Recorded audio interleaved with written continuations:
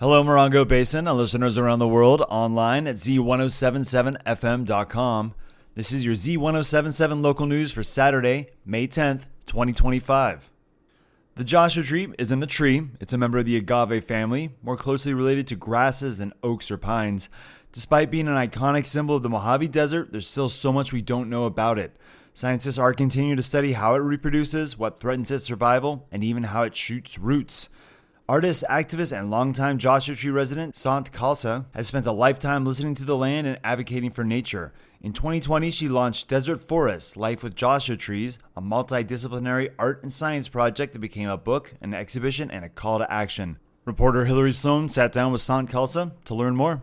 Khalsa first encountered Joshua trees in 1973 and was immediately struck by their alien beauty. I was quite taken by the Joshua trees because they were so different than trees that I grew up with in the Northeast in New York.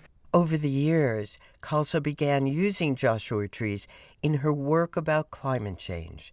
When the SEMA Dome fire and a petition to protect the species made headlines in 2020, she saw an opportunity to unite art and science. Those two events got me thinking that maybe there should be a project that brings together art and science to discuss these threats to Joshua trees.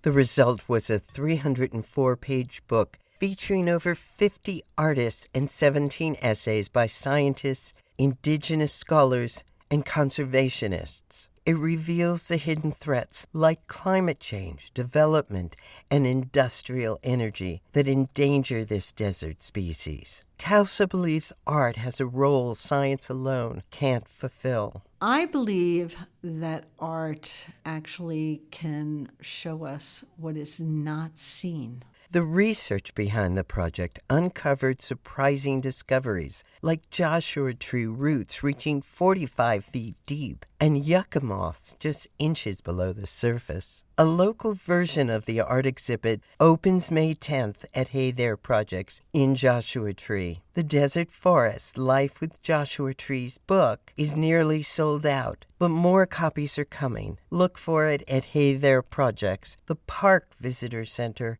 and Desert General in 29 Palms. For more information about this story, go to Z107.7fm.com. For Z107.7, this is reporter Hillary Sloan.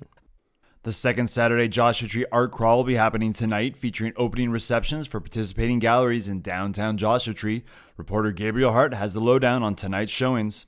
Located in the Art Queen complex, Coyote Little Gallery will feature visual art by Kat Johnson and Diane Bennett, with music by Palo Santo and Sweet Beast from 5 to 9 p.m., with treats by Galaxy Pies. Los Angeles native and high desert figure Kat Johnson creates assemblages from found objects described as poetry in a box, skillfully combining natural items with antique finds and unique oddities to express her captivating vision, exploring themes of parlor magic and romance for this exhibition. Diane Bennett got her start in the 80s and 90s as a nationally published advertising and editorial illustrator. Today, she creates art using found objects, with depictions and reflections showcased on salvaged treasures and discarded materials. Her expressions often focus on birds and other flora and fauna, navigating the cosmic corners and unusual angles of nature. While owner-curator Colina Hake is on hiatus, La Matador Gallery will host a pop-up shop by Catherine Apston's King Stoogie Crow, who will transform the gallery with her jewelry, leatherwork, and vintage items through the month of May, open from noon to 5 p.m. Reporting for Z107.7, I'm Gabriel Hart. The San Bernardino County Public Defender's Office is bringing its mobile defense program to the Joshua Tree Community Resource Fair this Wednesday, May 14th from 11 a.m. to 4 p.m. The program is the first of its kind and began right here in the Morongo Basin at an event held in Landers last year, where they helped clear dozens of bench warrants, records, and fines. Since then, the mobile defense program has expanded to other remote areas in San Bernardino County, offering virtual court services and free legal assistance to anyone who needs it. The program is in partnership with the San Bernardino Superior Court, and it can help residents resolve outstanding legal matters that may have been preventing them from employment, housing, and financial stability. Some of the services at Wednesday's event will include on-site record clearing services, requests to clear bench warrants, modifying misdemeanor summary probations, re-enrollment in court-required classes, and resolutions of outstanding fines. There'll also be reps from the San Bernardino Superior Court on site to answer questions related to family law, child support, guardianship, landlord and tenant disputes, and small claims court procedures. The Joshua Tree Community Resource Fair is hosted by the San Bernardino County Special Districts in partnership with the Morongo Unified School District. It's held every second Saturday of the month, and the event brings local and county resources to the Morongo Basin. The event will take place at the Joshua Tree Community Center located at 6171 Sunburst Street in Joshua Tree. Reservations are not required to attend the event, but there are some steps you can take before Wednesday that could be helpful. We'll have links and more information at this story on our website, Z107.7fm.com. Recent rain and the sudden return of high heat in the Morongo Basin may mean more mosquitoes. With a look at how you can help control the invasive pests, here's Jeff Harmatz. Unfortunately, we've seen mosquitoes come into the Morongo Basin and bite our tender, sunburned skin. San Bernardino County's Mosquito and Vector Control Program has released some simple steps you can take to reduce mosquito activity and prevent getting infected by mosquito-borne diseases like West Nile virus, Zika virus, malaria, and dengue. Our current weather conditions, specifically warm weather following rain, are an ideal breeding ground for mosquitoes, and even a bottle cap's worth of water can lead to hundreds of mosquitoes in less than a week. If you've got anything in your yard that's holding water, including plant saucers, buckets, old tires, empty pools, ashtrays, and even bottle caps, turn them over, drain them, and scrub them to prevent mosquitoes from laying eggs and to kill any eggs that may already be there.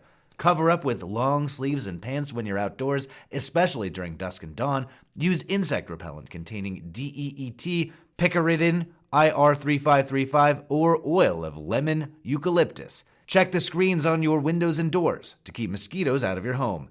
And if you'd like your own property inspected or want to report a neighbor's green pool, you can call San Bernardino County's Mosquito and Vector Control Program at 1-800-442-2283.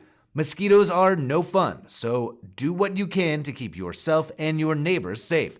Dump that rainwater. Reporting for Z107.7, I'm Jeff Harmatz. And save the date, there's going to be a giant rock cleanup on Friday, May 30th. It's the 20th anniversary of the Boulders Break, and Blight Sites will be hosting a graffiti and garbage removal event at the famous freestanding rock. Volunteers will apply the graffiti-removing goo called elephant snot on Friday at 4 p.m., and they'll begin the cleanup the next morning at 9. They'll be pressure washing paint, sweeping for metal using magnets, gathering garbage, and sifting the sand for broken glass. If you want to show your support a little earlier, this Monday, May 12th, Red Dog Saloon is hosting Desert Bingo, where they're going to be fundraising for Blight Sites and the cleanup. That starts at 6:30. We'll have links to sign up for the cleanup as well as links to Desert Bingo's fundraiser at this story on our website, Z107.7fm.com. And that's your local news for Saturday. You can hear local news 7 times a day, 7 days a week at 7, 8, 9, noon, 4, 5, and 6. More Morongo Basin residents get their local news from Z107.7 than any other source. Reporting out of Joshua Tree, California, alongside the award-winning Z107.7 news team, I'm Robert Hayden.